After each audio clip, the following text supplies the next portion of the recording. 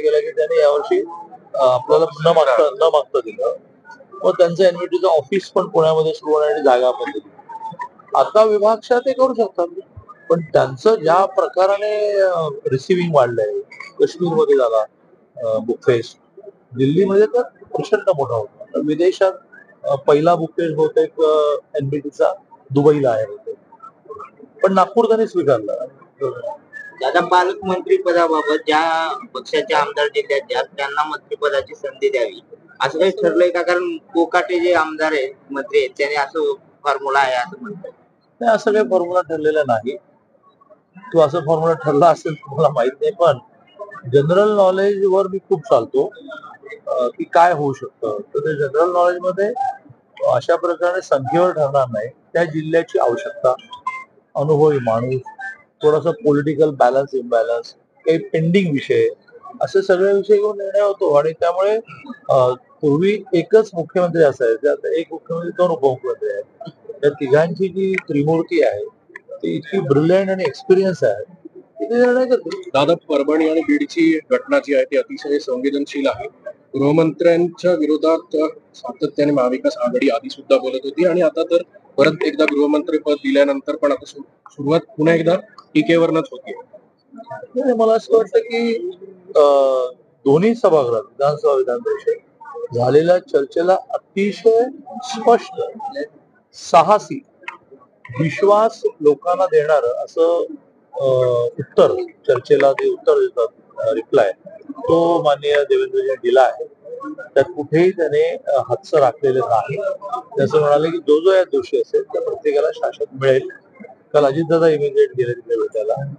त्यामुळे बरं नुसतं रिप्लाय नव्हतं, तर ऍक्शन होत्या ना. पण महायुतीचं सरकार येतात, राज्यातलाच एक कॅबिनेटचा मंत्री याचा आरोप सातत्याने त्यांच्यावर केला जाते. म्हणजे असं आहे की आपली लोकशाही इतकी त्यामुळे तिची ब्युटी अशी आहे, सुंदरता अशी आहे की कोणी कोणाला आरोप करू शकतो. आरोपातून काय होणार?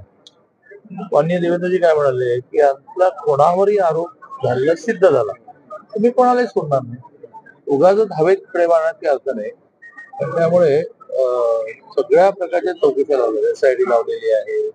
एसआयटीचा हेड आयजी लेवलचा माणूस गेला आहे आणि त्याचं तो निष्पन्न होतं. खाते वाटप करताना काही कसरत झालेली आहे का? म्हणजे राधाकृष्ण विखे पाटील असेल किंवा गिरीश महाजन असेल, त्यांना एकच खातं आहे, फक्त विभागून दिलेलं आहे. असं नेमकं काय? असं आहे की साधं एखादं मंडळ असेल, तरुण मंडळ आणि गणपती उत्सव, नवरात्री उत्सव, त्याची कामं वाटप करताना इतकंही तारेवरची कसरत करायला लागते. अध्यक्ष कोणाला म्हणाले, उपाध्यक्ष म्हणाले, कोषाध्यक्ष कोणाला म्हणाले. राज्य 14 कोटीचं चालवायचं आहे.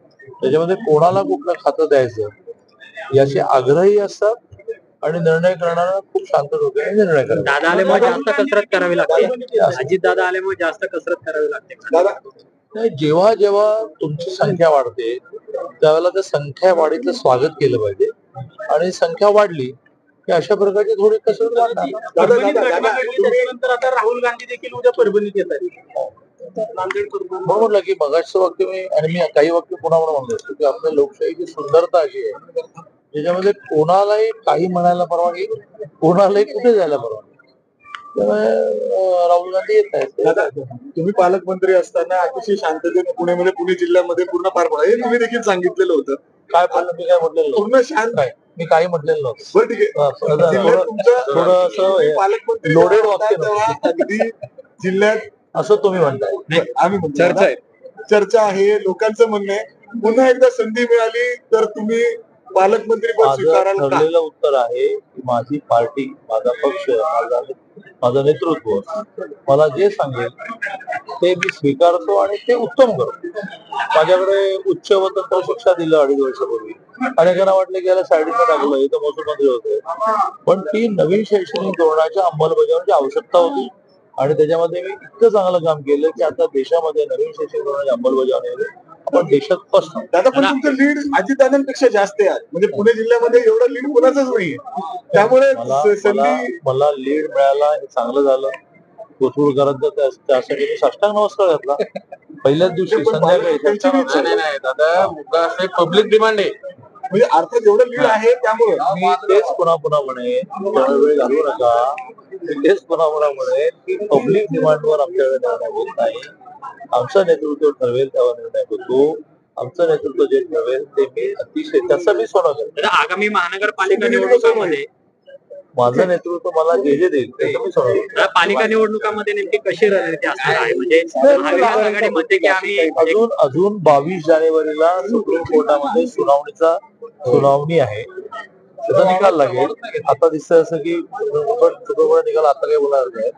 मग पुढे नोटिफिकेशन, मग प्रभाग रचना, मग 2011 पासून जनगणना झालेली आहे, 21शी राहिली आहे, ती होईल. असा तो एक मोठा एक्झरसाइज असल्यामुळे जानेवारी महिन्यात त्याची सुरुवात तरी व्हावी असा प्रयत्न माननीय मुख्यमंत्री मोदींचा आहे. मुंबईत एका लग्न समारंभामध्ये दोन्ही ठाकरे एकत्र आले. चांगलं